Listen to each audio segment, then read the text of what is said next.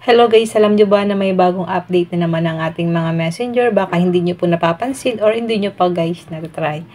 Open lang natin ang Play Store. Kailangan po kasi guys, updated ang ating mga messenger. Para yung mga bagong features po ni messenger ay magkaroon po ang ating phone. Dito po sa may search engine, i-type lang natin ang messenger, then tap search. Kapag ang nakalagay po ay open, ibig sabihin po updated ang inyong mga messenger. Tap na po natin yung open.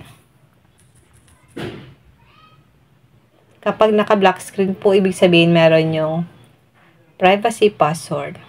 Halimbawa guys, hanap tayo dito ng ka-chat natin. Halimbawa ito, tap lang natin. Then tap nyo po yung eye icon sa taas. Ano po ba yung sinasabi kong bagong features ngayon ni Messenger? Baka hindi po natin guys papansin. Scroll down natin, may nakalagay po dito na disappearing messages. Tap natin ang disappearing messages. Ano po ba yung ibig sabihin ng disappearing messages? How disappearing messages to work? Messages disappear in 24 hours. Messages will disappear 24 hours after they reset.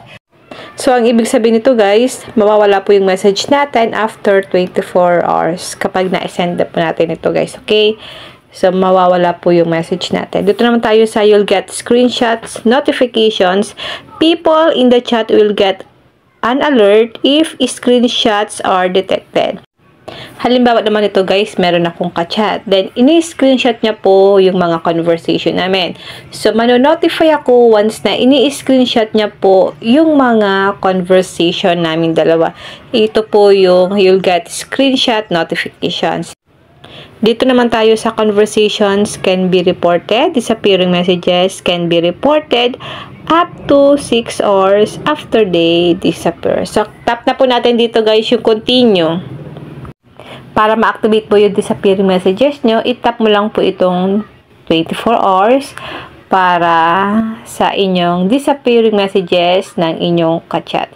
Yun lang guys, sana po may natutunan kayo sa aking video and thank you for watching. God bless you all.